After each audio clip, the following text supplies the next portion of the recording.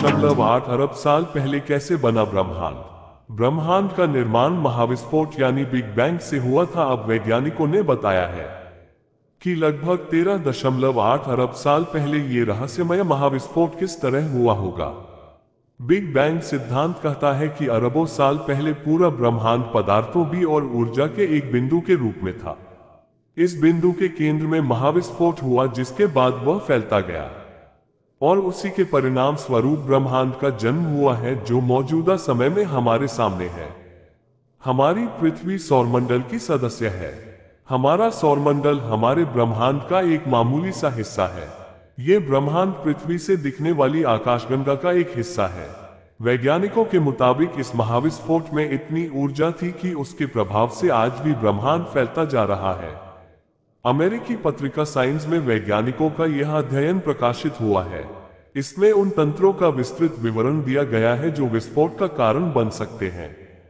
ये तंत्र उन मॉडलों के लिए महत्वपूर्ण हैं जिनका उपयोग वैज्ञानिक ब्रह्मांड की उत्पत्ति को समझने के लिए कर रहे हैं।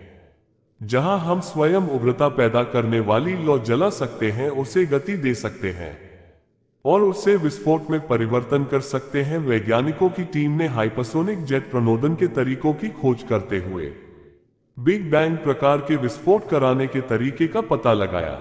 वैज्ञानिक कहते हैं कि ब्रह्मांड अभी अलग अलग है, मगर वो हमेशा ऐसे नहीं रहेंगे। एक वक्त ऐसा आएगा जब वो एक दूसरे के करीब आएंगे, एक दूसरे में मिल जाएंगे।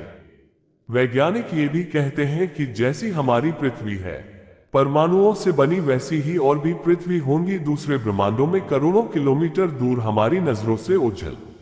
इसके मुताबिक एक छोटे से परमाणु में विस्फोट से हुई थी ब्रह्मांड के बनने की शुरुआत। इसके बाद इसका विस्तार होता गया और आज इसका कोई और छोर हमें नहीं मालूम। बिग बैंग थ्योरी के हिसाब से भी एक नहीं कई ब्रह्मांड होने चाहिए जो एक दूसरे से बहुत दूर हैं। लगभग 14 अरब साल पहले ब्रह्मांड नहीं था, सिर्फ अंधकार था। अचानक एक बिंदु की उत्पत्ति हुई।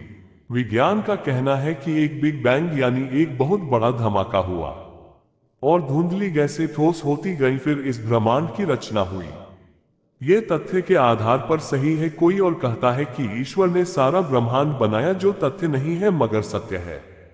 अगले 1 सेकंड में अंतरिक्ष में 30 सुपरनोवा विस्फोट यानी महाविस्फोट होंगे। 2 हमारा सूर्य 1 मिलियन टन हाइड्रोजन अगले 1 सेकंड में जला देगा। एक ब्रह्मांड से कई छोटे छोटे ब्रह्मांड पैदा होते हैं। ये कुछ उसी तरह है कि जैसे कोई सितारा ब्लैक होल में समा जा, मगर नए ब्रह्मांड इसी ब्लैक होल से निकलते हैं जिनका धीरे धीरे विस्तार होता जाता है। वहीं कोई ये कहती है कि ब्लैक होल की घटना के ठीक उलट प्रक्रिया से नए ब्रह्मांड पैदा हुआ। एक और थ्योरी ये भी कहती है कि बड़े ब्रह्मांड से दूसरे छोटे ब्रह्मांड पैदा हुए। आमतौर पर वैज्ञानिक अब ये मानने लगे हैं कि हमारे ब्रह्मांड जैसे कई और ब्रह्मांड हैं। वो कितने हैं, कितनी दूर हैं, ये बताना मुश्किल है। ब्रह्मांड जितना हमने सोचा था उससे कहीं अधिक पुराना हो सकता है।